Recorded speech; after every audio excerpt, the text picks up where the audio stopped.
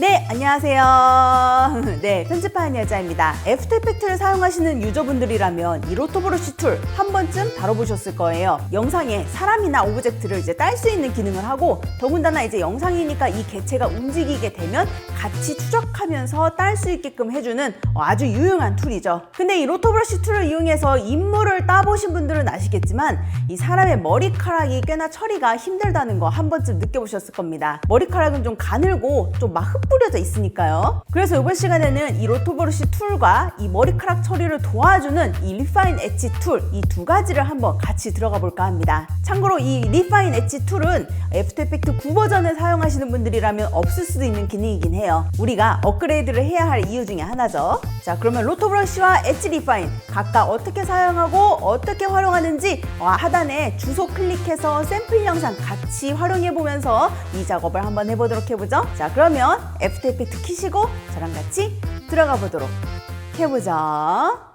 자, 일단은 프로젝트 패널 빈 공간 더블 클릭해서 영상을 먼저 가지고 와보고요. 바로 타임라인으로 드래그 드랍해서 컴포지션 만들면서 시작해보도록 해보죠. 환하게 웃고 있는 인물이 담겨진 영상인데 보시면 머리카락이 벌써부터 약간 한 올 겉에를 정리하기 어렵다는 게 조금 직감이 되죠. 일단 로토 브러쉬를 이용해서 이 인물을 배경에서 좀 분리를 해볼게요. 자, 영상을 더블 클릭해서 레이어 패널로 넘어가고요. 도구들 중에 로토 브러쉬 툴, 이 친구를 선택을 할게요. 초록 원인 상태가 영역 추가, 그리고 Alt를 눌러서 빨간색으로 바뀌면 영역 차감이죠. 컨트롤을 누르면서 왼쪽 꾹 누르면서 좌우로 왔다 갔다 하면 브러쉬 크기, 컨트롤러 크기 조절이 가능하고요. 그래서 저는 이 정도 크기로 일단 놔보고 이렇게 드래그해서 영역을 추가해 보도록 하겠습니다. 자, 아시겠지만 이렇게 보라색 라인으로 잡힌 요 영역이 이제 영상에서 이제 분리가 되는 거겠죠. 자, 이렇게 잡아보았습니다. 일단은 경계선을 신경 쓰지 않고 이렇게 동그란 형태로 잡아보았고, 이펙트 컨트롤 창에 로토 브러쉬 효과 들어가 있는 거 확인되신다면 퀄리티는 베스트로 놓도록 할게요. 자, 이제 스페이스바를 눌러서 확인을 하시거나 혹은 페이지 업다운을 이용해서 디테일하게 확인하셔도 되겠는데요. 저는 일단 간단한 샘플 영상이기 때문에 스페이스바로 그냥 밀어서 확인해 보도록 하겠습니다. 참고로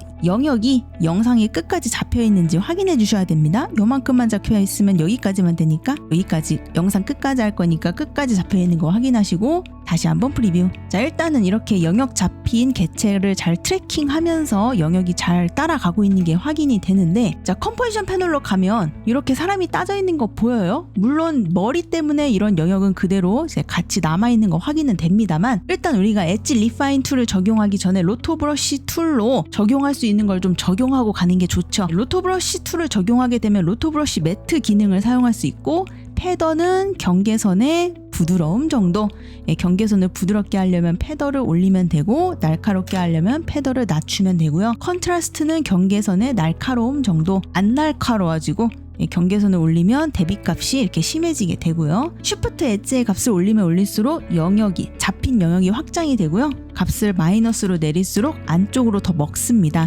그래서 약간 깔끔한 라인 정리가 필요하다면 쉬프트 엣지를 약간 마이너스로 주는 것도 한 방법이긴 하죠. 자, 리듀스 채터는 이 경계선의 울퉁불퉁한 정도를 조절하는 거예요. 그래서 값을 올리면 울퉁불퉁한 게 좀 완만해지고 값을 내리면 울퉁불퉁한 게 좀 심해지게 되는데, 사실 요 4개만 가지고는 요 머리 부분을 처리할 수가 없죠. 그래서 이제 리파인 엣지로 머리를 좀 정리해 보도록 하겠습니다. 다시 레이어 창으로 넘어가고요. 자, 이번에는 로토 브러쉬 툴을 꾹 눌러서 나오는 리파인 엣지 툴 선택하고, 마찬가지로 이 보라 색깔 원이 영역 추가, 그리고 Alt를 눌러서 남색이 나오면 영역 차감, 그리고 마찬가지로 컨트롤 누르면서 왼쪽 꾹 왔다 갔다로 이 조절자 크기 조절이 가능합니다. 요걸 이용해서 이 잔머리 부분을 요렇게 추가해 주시면 됩니다. 요런 식으로 말이죠. 여기가 잔머리입니다. 여기는 조금 머리카락 디테일하게 잡아주세요 라는 부분을 요렇게 추가시키면 되겠습니다. 여기도 좀 잡아줄게요.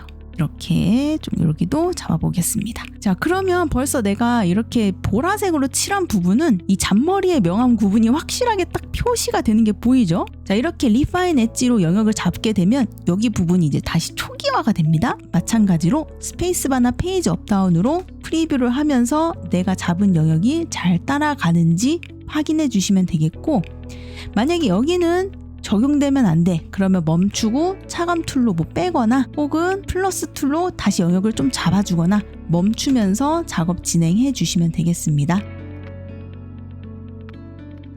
자, 그러면 이렇게 리파인 엣지로 잡은 영역도 이렇게 내가 잡은 잔머리 영역을 잘 트래킹해서 따라다니고 있는 게 확인이 되죠? 마찬가지로 컴포지션 패널로 다시 돌아와 보세요. 그러면 잔머리가 아까랑 다르게 좀 더 디테일하게 처리된 게 확인이 되실 겁니다. 마찬가지로 이 상태에서 리파인 엣지 툴을 적용시켰으니까 리파인 엣지 매트라는 메뉴를 사용할 수 있게 되고요. 스무스의 값을 올리게 되면 훨씬 더 부드러워지고 0으로 갈수록 디테일해지면서 보여지는 게 확인이 되죠. 패던은 경계선의 부드러움 정도, 컨트라스트는 대비, 그리고 쉬프트 엣지가 바로 안쪽으로 경계선 먹는 거죠. 값을 마이너스로 주게 되면 안쪽으로 살짝 먹히니까 조금 더 깔끔한 잔머리 처리가 가능해지게 되겠고, 자, 채터 리덕션, 여기가 지금 기본으로 5% 되어 있죠. 그래서 이 리듀스 채터 기능을 사용할 수가 없는데 여기를 모어 디테일을 누르면 이 기능을 사용할 수 있습니다.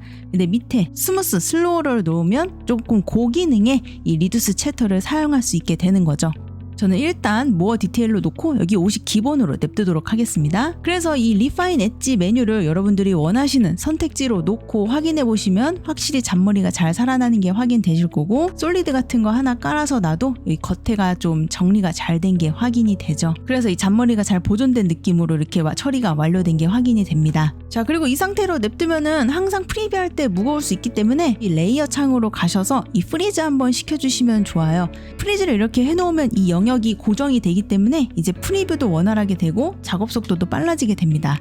내가 영역을 다시 수정하고 싶다면 이 프리즈를 풀어서 다시 수정 작업을 이어나가시면 되겠습니다. 고정이 되면 여기가 이제 보라색으로 바뀌게 되죠. 자, 이렇게 해서 리파인 엣지 툴에 대해서 알아보았고요. 저는 다음에 조금 더 유익한 컨텐츠 들고 와보도록 할게요. 안녕.